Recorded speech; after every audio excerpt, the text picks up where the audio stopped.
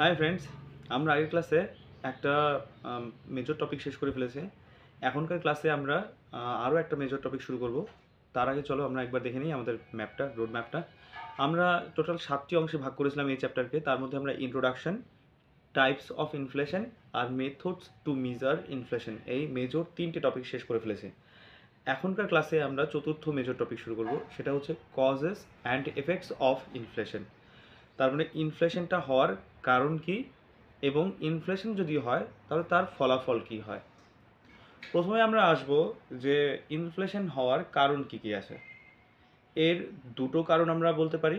একটা হচ্ছে demand side effect বা ডিমান্ড সাইড ফ্যাক্টর, আর একটা সাপ্লাই সাইড ফ্যাক্টর। এই দুটো ফ্যাক্টরের মধ্যে প্রথমে আমরা ডিমান্ড সাইড ফ্যাক্টর নিয়েই আলোচনা করছি, যে ইনফ্লেশন হওয়ার কারণ হিসেবে ডিমান্ড সাইড ফ্যাক্টরের কারণ হিসেবে আমরা বলতে পারি যে গভর্নমেন্ট স্পেন্ড মানে কি যে এক্সপেন্ডিচারটা যদি নন ডেভেলপমেন্টাল যদি হয়, যে তার মানে ক্যাপিটাল এক্সপেন্ডিচার যদি না হয়। ক্যাপিটাল এক্সপেন্ডিচার কি এই সম্বন্ধে আমরা অলরেডি মানে কি পড়াশোনা করে ফেলেছি। হ্যাঁ, ওই যে Indian tax structure and public finance চ্যাপ্টারে যে গভর্নমেন্টের রিসিপ্ট কেমন হয়, গভর্নমেন্টের এক্সপেন্ডিচার কেমন হয়। হ্যাঁ, গভর্নমেন্ট এক্সপেন্ডিচার দু রকমের হয়, একটা ক্যাপিটাল এক্সপেন্ডিচার আর একটা হচ্ছে যে তোমরা একটু পড়ে নিও ওই জায়গাটুকু। হ্যাঁ, আম, তো হচ্ছে কি তাহলে আমাদের সুবিধা হবে পড়তে। ঠিক আছে, তো আমরা সেরকমই বলছি যে গভর্নমেন্ট এক্সপেন্ডিচার, গভর্নমেন্টের যে খরচটা সেটা যদি নন ডেভেলপমেন্টাল যদি হয়, যদি সোশ্যাল এক্সপেন্ডিচার যদি হয়, সোশ্যাল এক্সপেন্ডিচার যদি যে খুব বেশি সাবসিডি দেওয়া, তারপর কোনো একটা প্রোডাক্ট মানে কি প্রজেক্টকে মানে সোশ্যাল প্রজেক্টকে ইমপ্লিমেন্ট করা, এটাও যেমন সোশ্যাল ইনফ্রাস্ট্রাকচার মানে এক্সপেন্ডিচারও যেমন দরকার, ঠিক তেমনি আমাদেরকে ক্যাপিটাল এক্সপেন্ডিচারও করা দরকার।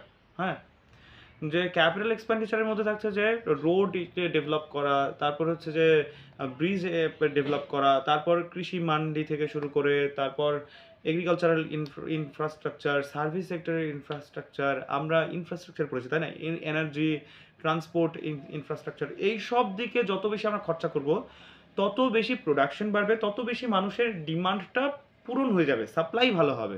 এবার সাপ্লাই যদি না হয় তাহলে ডিমান্ড তো আরও বেশি ডিমান্ড বাড়বে। তো এই ডিমান্ড যে মানে কি যে কারণ খুব বেশি ডিমান্ড হওয়া, তো ডিমান্ড পুল ইনফ্লেশন, ডিমান্ডের কারণে ইনফ্লেশন হয়ে যাওয়া। ঠিক আছে, তারপর আবার ডেফিসিট ফাইন্যান্সিং করাটাও কিন্তু ইনফ্লেশনের একটা কারণ। ওকে, আমরা কিন্তু এই টপিকটাকে আলোচনা করে ফেলেছি অলরেডি। হ্যাঁ, যে ডেফিসিট ফাইন্যান্সিং, এটাও আমরা Indian tax structure and public ফাইন্যান্সেই পড়েছি। যদি কোনো কারণে যে গভর্নমেন্টের যে ফিসকাল ডেফিসিট যদি হয়, আমরা বলেছিলাম যদি ফিসকাল ডেফিসিট হয় তখন আমাদেরকে এই মানে কি যে ফিসকাল ডেফিসিটকে পূরণ করার জন্য আমাদেরকে হয় দেশীয় কোম্পানির কাছ থেকে লোন নিতে হবে, সেন্ট্রাল গভর্নমেন্টের কাছ থেকে লোন নিতে হবে, অথবা বিশ্ব ব্যাংক বা হচ্ছে কি ইন্টারন্যাশনাল অর্গানাইজেশনের কাছ থেকে লোন নিতে হবে। ঠিক কি না? যদি আমরা মানে কি লোন নেই বিদেশি কোম্পানি থেকে, যদি আমরা বিদেশি কোনো সংস্থা থেকে যদি লোন নেই, তবে এই ঘটনাকে বলা হয় ডেফিসিট ফাইন্যান্সিং। তো যখন ডেফিসিট ফাইন্যান্সিংটা হচ্ছে তখন মার্কেটে কিন্তু অনেক বেশি লিকুইডিটির পরিমাণ বেড়ে যায়। এবার লিকুইডিটির পরিমাণ যদি বেড়ে যায় তখন কি যে কোন প্রোডাক্টের দাম বেড়ে যায়। এগুলো কিন্তু আমরা অলরেডি পড়ে ফেলেছি Indian tax structure and public ফাইন্যান্সে। তো আমি বলবো আগে সেই সব চ্যাপ্টারগুলো পড়ে আসো। যদিও বইতে ইনফ্লেশন চ্যাপ্টারটা আগে দিয়ে রেখেছে, কিন্তু এগুলো অনেকটাই একটার সাথে আরেকটা লিঙ্ক কিন্তু অবশ্যই আছে। হ্যাঁ, এই জন্য আমি বলবো যে তবে এই বইটাতে আমি মনে করি সাজানোটা আর একটু ঠিক করা উচিত এই বইটা, তাহলে বুঝতে সুবিধা হয়। ব্যালেন্স অফ পেমেন্টকে লাস্টের দিকে রেখেছে, যেটা কিনা আমি মনে করি আগে রাখা উচিত। এই ব্যালেন্স অফ পেমেন্টে ব্যাংকিং থেকে শুরু করে, মানি অ্যান্ড ব্যাংকিং থেকে শুরু করে ফাইন্যান্সিয়াল মার্কেট, তারপর tax structure and public finance, এই সব চ্যাপ্টারের সাথে মানে কি মিলন আছে। আমি আমার ইউটিউব চ্যানেলেতে আমি সুন্দর করে সিকোয়েন্স মেনটেন করে রাখবো, যাতে কিনা তোমরা কোন একটা পার্টিকুলার বই পড়তে সুবিধা হয়, কোন চ্যাপ্টারের আগে কোন চ্যাপ্টার পড়তে হবে এটা বুঝতে পারো। তাহলে আমরা দেখলাম ডিমান্ড সাইড ফ্যাক্টর মানে ইনফ্লেশন হওয়ার জন্য, মার্কেটে ইনফ্লেশন হওয়ার জন্য দুটো ফ্যাক্টর মানে ডিপেন্ড করে। একটা হচ্ছে কি ডিমান্ড সাইড ফ্যাক্টর, আর একটা হচ্ছে কি সাপ্লাই সাইড ফ্যাক্টরস। তো ডিমান্ড সাইড ফ্যাক্টরের ক্ষেত্রে আমরা দুটোটা মানে কি কারণ দেখলাম, একটা গভর্নমেন্ট এক্সপেন্ডিচার যদি ক্যাপিটাল এক্সপেন্ডিচার কম হয়ে যায়, এবং আরেকটা ব্যাপার কি ডেফিসিট ফাইন্যান্সিং যদি হয়। হ্যাঁ, তখন কিন্তু ইনফ্লেশনটা বেরিয়ে যায়। এবার আসি আমরা সাপ্লাই সাইড ফ্যাক্টরসগুলো। যদি এগ্রিকালচারাল প্রোডাকশন কমে যায় তাহলে অবশ্যই ইনফ্লেশন হতে পারে, সেইটার অভাব হবে এবং প্রচুর ডিমান্ড হবে অবভিয়াসলি।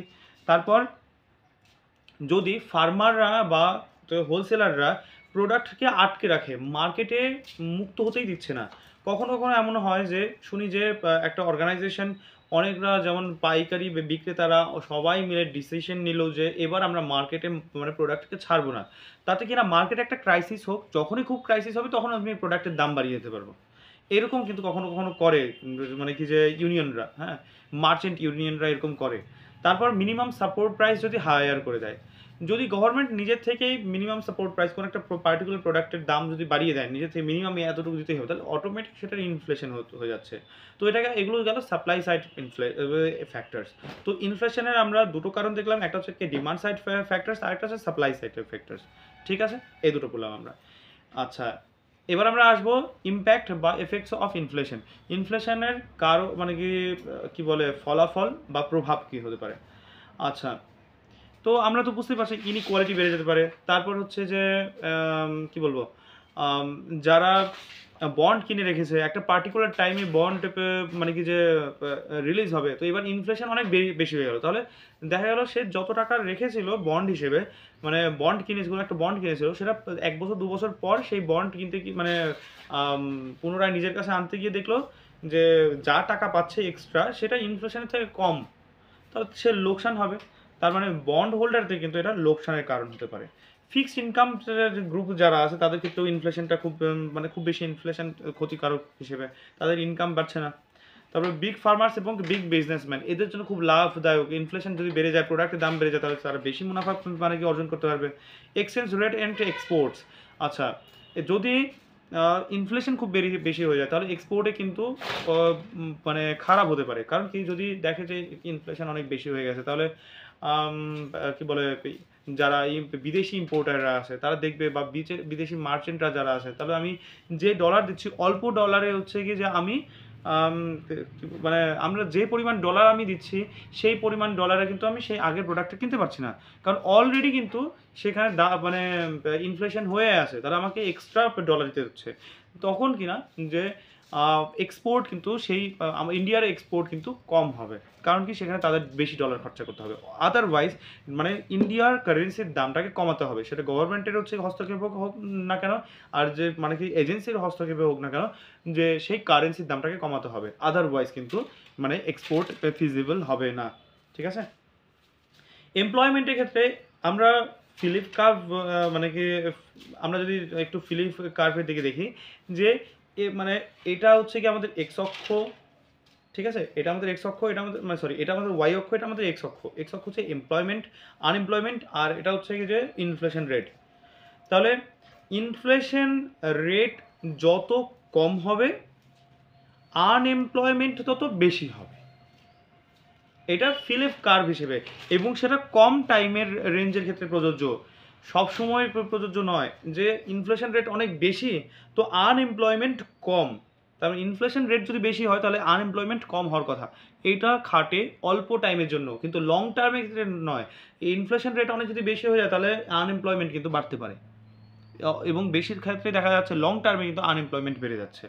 ঠিক আছে, তো এটা গেল মানে এমপ্লয়মেন্টের উপর প্রভাব। ঠিক আছে, তারপর সেভিংসের ওপর তো অবশ্যই মানে কি প্রভাব পড়বে। আমি যদি সেভিংসে মানে কি বলবো কি বলে যদি আমি সেভিংস করি, আমি বেশি মানে সেভ করে রেখে দিলাম, দেখা গেলো সেটা ইনফ্লেশন রেটের থেকে কম হয়ে গেল, মানে ইনফ্লেশন রেট অনেক বেশি হয়ে গেল, তখন কিন্তু সেভিংসের উপর তার মানে তোমার ক্ষেত্রে কিন্তু প্রবলেমের জায়গা একটা। তো ফিসকাল ডেফিসিট আমরা পড়েছি, এটাও আমরা পড়েছি যে Indian tax structure and public ফাইন্যান্সে পড়েছি, হ্যাঁ, যে ফিসকাল ডেফিসিট কিন্তু যদি ইনফ্লেশন রেটটা যদি বেশি হয় তাহলে ফিসকাল ডেফিসিট হওয়ার চান্স বেশি হয়। ঠিক আছে, তো এই ছিল প্রভাব। আমরা আজকের ক্লাসে পড়লাম যে ইনফ্লেশনের কারণ এবং ইনফ্লেশনের প্রভাব। ঠিক আছে, আর সঙ্গে এক্সট্রাভাবে ফিলিপস কার্ভ পড়লাম, এটা একটু পড়নীয় বই থেকে প্রতিটা লাইন ধরে ধরে। অবশ্য আমি বলেই রেখেছি যে যদি ইনফ্লেশন রেট বেশি হয় তো আনএমপ্লয়মেন্ট কমে, এবং সেটা কম টাইমের জন্য। ঠিক আছে, তো এই ক্লাসটা এখানেই থাক। নেক্সট ক্লাসে আমরা নতুন একটা মেজর টপিক শুরু করব, সঙ্গে থেকো। বাই।